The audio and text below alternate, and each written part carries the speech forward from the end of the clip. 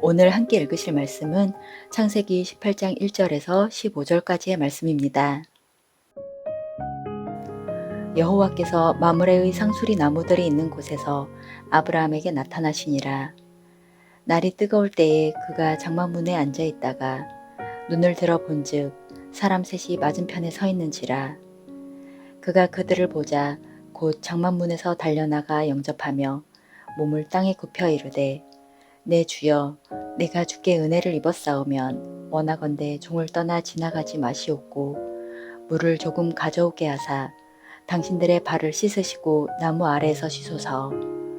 내가 떡을 조금 가져오리니 당신들의 마음을 상쾌하게 하신 후에 지나가소서.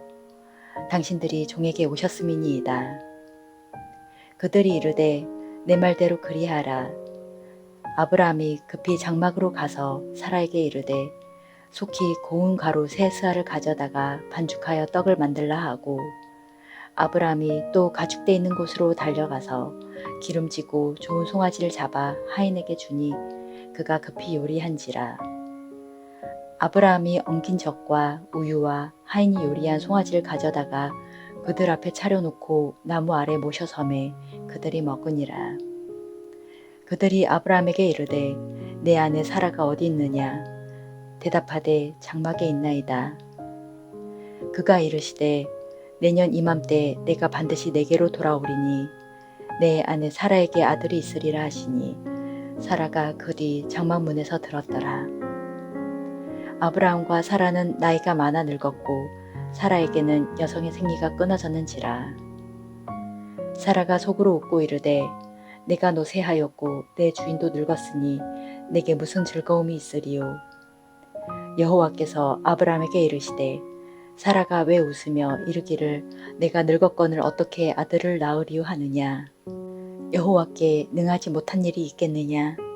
기한이 이를 때에 내가 내게로 돌아오리니 사라에게 아들이 있으리라. 사라가 두려워서 부인하여 이르되 내가 웃지 아니하였나이다. 이르시되 아니라 내가 웃었느니라. 아멘.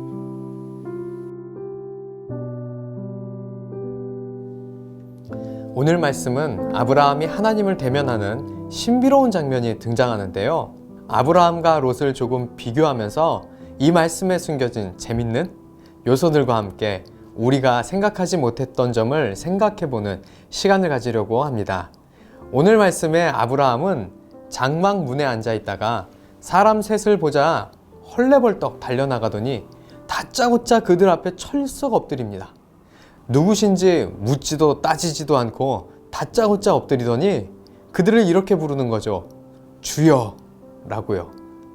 아브라함은 그들이 누군지 단번에 알아본 것입니다. 그 셋 중에 한 분은 하나님이셨고 나머지 둘은 천사였는데요.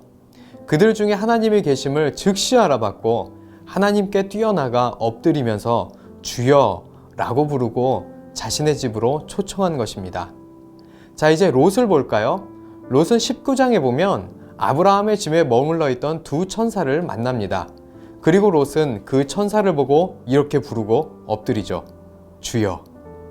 그런데 이 둘 중에 자신의 주인, 즉 하나님이 계셨을까요? 창세기 18장 22절에 보면 그 사람들이 거기서 떠나 소돔으로 향하여 가고 아브라함은 야훼 앞에 그대로 섰더니 라고 나옵니다. 하나님은 아브라함의 집에 남으셨고 다른 두 천사만 소돔으로 간 것이었죠. 그러니까 롯이 만난 두 명 중에 하나님은 계시지 않았던 것입니다. 그런데도 롯은 자신의 주인 하나님께 할 호칭인 주여라고 하며 엎드린 것입니다. 롯은 누가 천사이고 누가 하나님인지도 분간할 수 없을 정도로 분별력 없는 영적 상태였던 것이었죠. 아브라함과 롯의 차이는 여기서 끝이 아닌데요. 아브라함은 3절에 보면 하나님께 이렇게 말을 했었죠. 원하건대 종을 떠나 지나가지 마시옵고 라고요. 하나님을 모시길 원했고 하나님이 떠나지 않기를 원했어요. 그런데 롯은 어떻게 했을까요? 천사를 보고 하나님이신 줄로 아는 것도 모자라서 하나님이시라고 생각했으면서도 이렇게 말을 합니다. 일찍이 일어나 갈 길을 가소서. 잠깐 쉬었다가 일찍 그냥 가시던 길이나 쭉 가세요 롯은 하나님의 임재를 별로 사모하지도 않았다는 것입니다. 아브라함과 롯은 영적인 상태도 달랐고 하나님의 임재를 바라보는 마음도 완전히 달랐던 것입니다. 우리는 아브라함과 같은 영적 상태인가요? 아니면 영적 분별력도 흐려져서 하나님이 계시지도 않는 곳에서 하나님을 찾고 세상의 기쁨에 취해서 하나님의 임재는 크게 관심도 없는 롯과 같은 상태인가요? 한 번쯤 생각해 보면 좋을 것 같습니다. 어떠신가요? 짧은 큐티라 더 깊이 나눌 시간이 없어서 그래도 짧게나마 창세기를 제대로 봤는데 재밌지 않나요? 이제 마지막으로 오늘 진짜로 나누고 싶었던 짧은 나눔을 하나 여러분과 나누고 마치려 합니다. 이번에도 우리가 평소 놓쳤던 창세기의 내용을 찾아볼 건데요. 하나님의 임재를 진심으로 사모하는 영적으로 아주 좋은 상태였던 아브라함을 통해 그 아브라함이 하나님의 임재를 기다리며 하나님을 모시는 과정을 통해 우리의 예배와 하나님의 임재를 기다린다는 그 의미를 살펴보고 마무리하겠습니다.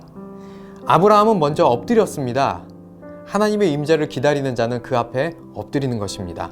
어떠신가요? 예배에 하나님께서 임재하신다는 것을 생각하고 있나요? 그래서 그 앞에 엎드려져 있나요? 아니면 손을 들고 찬양하는 것조차 귀찮고 다리를 꼬고 앉아 커피를 마시며 행사를 보러 온 사람처럼 가벼운 마음으로 계시나요? 생각해 봐야겠죠? 자, 그래서 하나님이 아브라함에게 임재했는데요. 아브라함은 철저하게 하나님께 봉사만 합니다. 이상하지 않나요? 우리가 생각하는 임재는 뭔가 나에게 은혜가 쏟아 부어지고 기적이 일어나고 힘을 얻고 그런 걸 생각하고 있지는 않았나요? 아브라함은 달랐어요. 은혜는 살아온 삶이 이미 은혜를 받은 것이라고 생각했고 그래서 이제는 하나님을 모시고 그 은혜를 갚고 철저하게 종이 되어 하나님께 봉사하고 싶었던 것이었습니다. 그러니까 하나님의 임재가 더 힘들어지기만 한 것이죠. 어떠세요? 여러분이 생각했던 하나님의 임재 때에 일어나는 일과 같으신가요?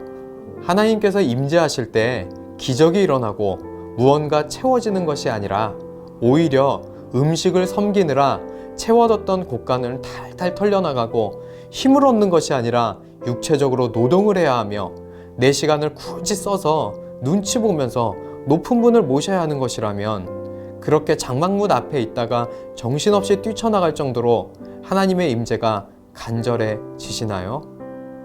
혹시 귀찮고 힘들고 내 할 일 하느라 바쁘고 시간이 없다면서 그저 쉬고 싶기만 하지는 않나요? 하나님의 임재를 기다린다는 우리의 예배는 어떠한 마음으로 드리고 계시나요? 아브라함은 그것이 너무 기뻤던 사람이었습니다. 그렇게 자신의 것을 다 털어드려도 하나님을 섬긴다는 것이 참 좋았던 사람이었습니다. 그래서 아브라함을 믿음의 사람이라고 부를 수 있나 봅니다. 아브라함은 정말로 하나님을 사랑했던 것이었죠. 오늘 말씀을 통해 입술로는 하나님의 임재를 기다린다고 고백하지만 나는 진정으로 아브라함처럼 내 곳간을 다 털어서라도 나의 시간을 들여 고생하면서라도 하나님을 섬기고자 갈망하는 참된 기다림으로 하나님의 임재를 기다리고 있는지 생각해 보기를 바랍니다. 기도하시겠습니다. 사랑의 하나님, 오늘 말씀처럼 우리가 하나님의 임재를 기다립니다. 입술로만 고백하며 하나님의 임재를 기다린다고 하는 것이 아니라 진심으로 하나님을 기다립니다. 나의 모든 것을 들여 하나님을 섬기기를 원하는 내가 되기를 바랍니다. 하나님, 오늘 나에게 임재하여 주시옵시고 나의 것을 받아 주시옵소서. 이 모든 말씀 거룩하신 예수 그리스도의 이름으로 기도드립니다. 아멘.